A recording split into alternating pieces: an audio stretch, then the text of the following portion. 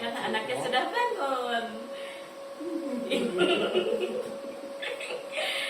Oke teman-teman, pada video kali ini kita mencoba menjawab beberapa pertanyaan teman-teman yang punya rasa ingin tahu lebih tentang panel surya dan sistem solar energi di rumah kita.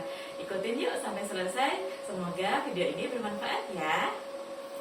Oke, mungkin kita mulai dari apa saja yang kita butuhkan untuk memasang solar energi di rumah kita. Nah, kita mulai dari yang terlihat di belakang aja dulu yuk. Mungkin Bapak bisa menjelaskan? Untuk komponen yang pertama ini adalah inverter yang berasal dari merek Growatt SPF 5000 ES. Di dalamnya ini sudah ada MPPT-nya. Kemudian ada ATS-nya juga, jadi sudah all-in-one inverter. Semua komponennya udah masuk dari satu kompak segini ini. Kemudian di sini juga ada Growatt ini untuk menganalisa penggunaan kita lewat web atau lewat HP, kita bisa dapat mengontrolnya. Ya, ini menggunakan WiFi ya ini untuk mengontrolnya. Kemudian lanjut berikutnya. Oke, komponen berikutnya yang membuat sistem kita itu memilih sistem off grid dibandingkan on grid adalah kelebihan daya yang diperoleh dari panel surya itu disimpan dalam baterai. Nah, baterai ini terbuat dari baterai lithium LiFePO4. Nah, yang kita pilih adalah merek ZTE ZXD C48FB100C1. Nah, ini 48 volt ya. Dan memang untuk baterai itu kan arusnya arus DC. Nah, kita butuh inverter yang sudah dijelaskan tadi untuk mengubah arus DC menjadi arus AC untuk penggunaan sehari-hari kita. Nah, ini sendiri kapasitasnya 100 ampere hours. Ya, jadi kalau misalnya diubah total semua itu jadi 4.800 watt. Ya, jadi untuk baterainya sendiri itu kita punya 3 pieces yang terpasang. Jadi totalnya itu 14,4. Ya, 14,4 kW. Oke, selanjutnya ini mungkin teman-teman bisa lihat ya kabel-kabel yang terpasang, warna-warnanya itu ada artinya. Kalau kita menggunakan kabel 65 mili untuk positif kita kasih warna biru, dan untuk negatifnya kita kasih warna hitam. Untuk baterainya sendiri kita install secara paralel karena dari spek dari inverter ini dia membutuhkan masukan daya 48 volt, makanya kita oleh sebab itu kita rangkai secara paralel supaya mendapat dari ketiga baterai ini outputannya 48 volt. Oke. Terus ada lagi yang kabel warna kuning ini terlihat ya, kuning hijau itu adalah kabel grounding. Ya, jadi untuk pengaman apabila terjadi konsleting nanti kelebihan arusnya bisa terbuang. Oh iya, terus kalau yang kabel koneksi ini adalah untuk komunikasi BMS, karena kalau baterai LiPo itu dia udah ada BMS untuk manajemen sistemnya. Dia akan terkonek ke inverter, jadi nanti antara inverter dan baterai ini saling berkomunikasi untuk mengetahui dayanya masih berapa dan discharge-nya seperti apa nantinya. Oke, jadi kan kita punya 3 baterai, ketiga-tiganya ini itu berkurangnya secara bersamaan.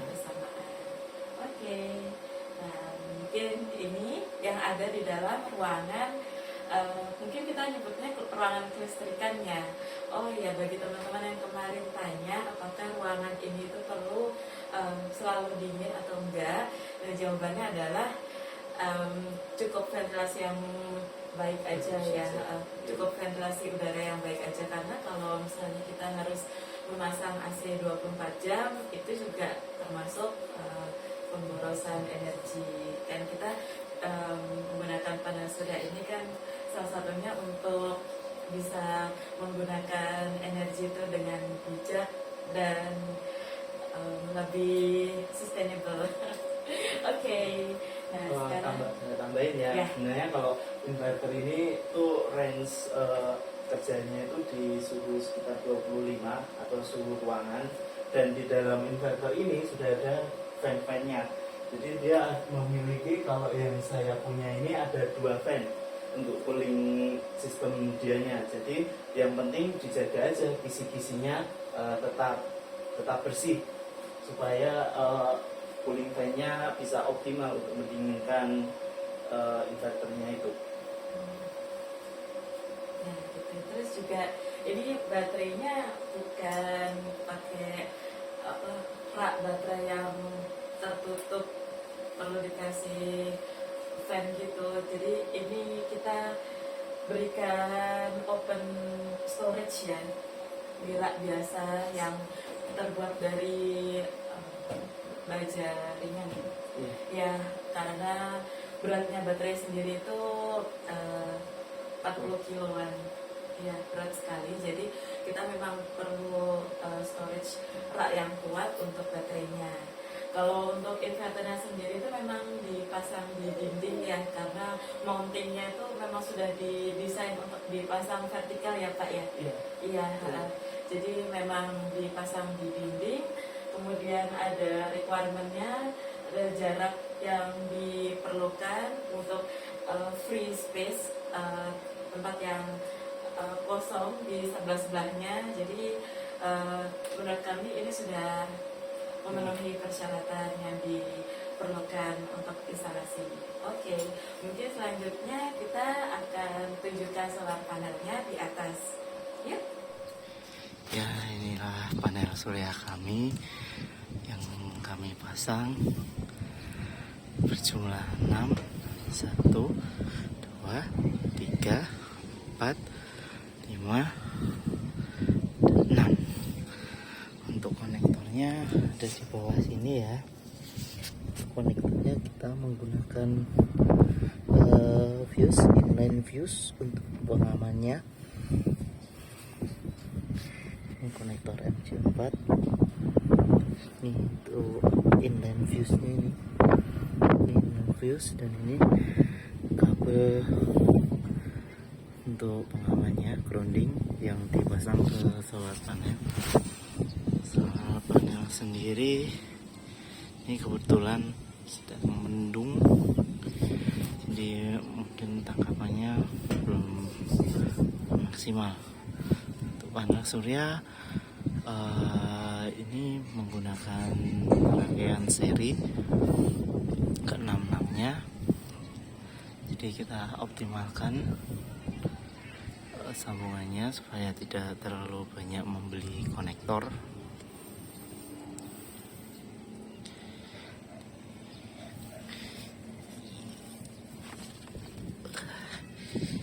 Ya, semuanya ya.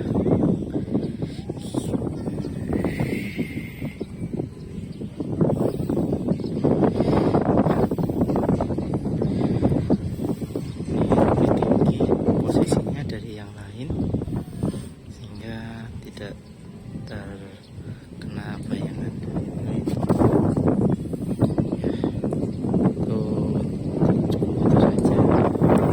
Oh ya, ini semuanya dijepit menggunakan baja ringan. Untuk frame-nya di atas juga ada, di sampingnya juga ada. Oke, terus selanjutnya saya akan menjawab pertanyaan kemarin. Paling banyak menanyakan tentang berapa biaya investasi yang diperlukan untuk pemasangan solar system di rumah saya. Nah, kemarin setelah saya hitung-hitung kurang lebih adalah 70 juta rupiah. Sebenarnya ini itu mungkin setengah dari harga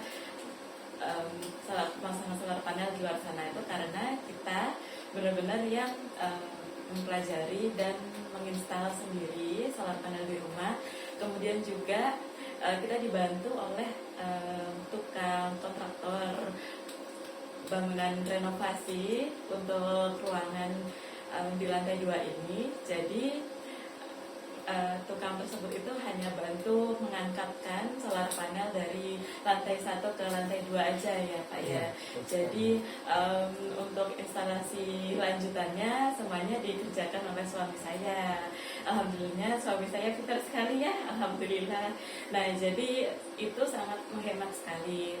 Nah bagi teman-teman yang sebenarnya belum punya gambaran atau pengalaman sama sekali tentang dunia pelistrikan, saran saya sih tetap menggunakan kontraktor solar panel yang berpengalaman ya, karena memang sambungan-sambungannya itu perlu di connect dengan baik, takut juga ada loncatan listrik dan segala macam. Jadi mungkin teman-teman juga bisa pertimbangkan kontraktor pemasangan solar panel di luar sana. Tapi yang jelas karena kita ini sistemnya off grid, terus secara peraturan menteri yang kemarin itu untuk off grid dan pemasangan di bawah 300 kVA itu tidak perlu untuk adanya surat kelayakan operasi atau juga perizinan dari PLN atau juga perizinan yang lainnya. Ya kita buat sendiri aja gitu, install sendiri di rumah, sekaligus kita juga ya mengaplikasikan ilmu yang dimiliki oleh suami saya, kapan lagi kan. Oke, terus juga itu biaya capex ya 70 juta rupiah itu. Nah terus kalau OPEX-nya sendiri, teman-teman kemarin kan juga ada yang menanyakan bagaimana maintenance keseharian. Oke, ini akan dijawab oleh suami saya aja. Maintenance sebenarnya tidak perlu maintenance sih, mungkin cuma bersih-bersih aja di solar panel itu. Soalnya kan di daerah saya itu kebetulan banyak debu, jadi harus sering dibersihkan supaya tidak tertutup debu, itu aja sih. Nah, ya.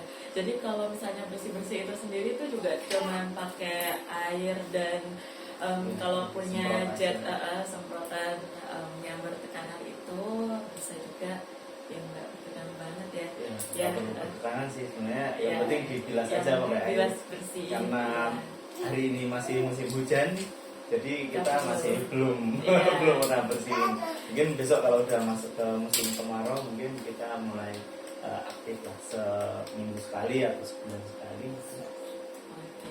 Terus kalau misalnya mungkin maintenance itu juga termasuk misalnya nih di luar kita tahu nih lagi panas-panasnya dan cahaya mataharinya itu terang sekali, terus tiba-tiba kita mendeteksi dari website sistemnya Growwatt kalau daya yang tertangkap itu cuma sedikit. Nah mungkin teman-teman perlu untuk mengecek sambungan di atas, ya Pak? Iya, soalnya kemarin sempat sambungannya agak loss sehingga dayanya tidak optimal. Dia di sambungannya itu jadi panas. Akhirnya kita perbaiki sambungannya, sekarang sudah bagus lagi. Terus sebenarnya ada tekniknya untuk mengkrimping kabelnya itu supaya kuat. Biasanya dikasih solder, ditambahin solder supaya lebih kuat lagi. Gitu. Mungkin besok ada videonya, mungkin kalau bagi teman-teman yang penasaran, beliau mau menunjukkan bagaimana caranya menyambung koneksinya. Oke, nah terus juga jadi kalau misalnya untuk maintenance sendiri nggak ada ya, nol biaya. Jadi dari secara keekonomian itu 70 juta sebagai investment cost di awal, capital expenditure ya, itu tuh bisa untuk dipakai selama garansi waranti dari solar panel itu sendiri yang klaim pabriknya itu bisa mencapai 25 tahun lebih penggunaan masa pemakaian. Jadi ya menurut aku untung banget sih, karena penggunaan listrik di rumah itu sekarang sudah mulai tinggi. Setiap hari kita harus memasang AC karena anak saya itu suka sekali di dalam ruangan yang dingin, tidak cocok untuk ruangan yang panas karena sering berkeringat dan merah-merah, sehingga memang kondisi ruangan kamar itu selalu AC itu nyala 24 jam, itu boros banget. Dan itu tidak bisa tidak bisa dihindari atau dikurangi gitu, karena memang domisili saya di Karawang ini cuacanya panas gitu ya Pak ya. Iya. Jadi untuk penghematan energi yang ada di rumah kita itu sudah kita efisiensikan seoptimal mungkin. Nah, dengan adanya konsumsi energi saat ini, kita berusaha untuk mencari sumber energi yang ramah lingkungan yang bisa untuk mengabsorb atau mensuplai kebutuhan energi kita sehari-hari begitu ya. Alhamdulillah dengan adanya solar sistem energi di rumah kita ini bisa untuk mengcover kebutuhan listrik kita sehari-hari. Nah, bagi teman-teman yang tertarik juga untuk pasang solar panel, mungkin video ini bisa jadi bahan pertimbangan teman-teman yang ingin memasang solar panel di rumah. Iya, Bapak ada tambahan lagi Pak? Mungkin udah cukup sih.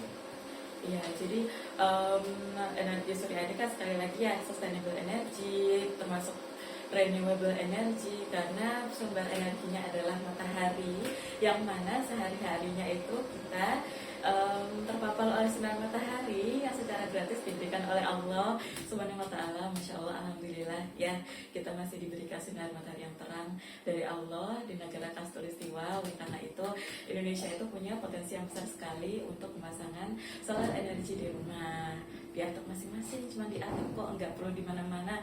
Bagi pergedungan juga bisa dipasang di atas gedung atau di lapangan parkir motor dan mobil ya, di mana aja bisa dipasang sebenarnya. Oke, sekian dulu video dari kami. Semoga bermanfaat ya videonya. Sampai jumpa di video selanjutnya.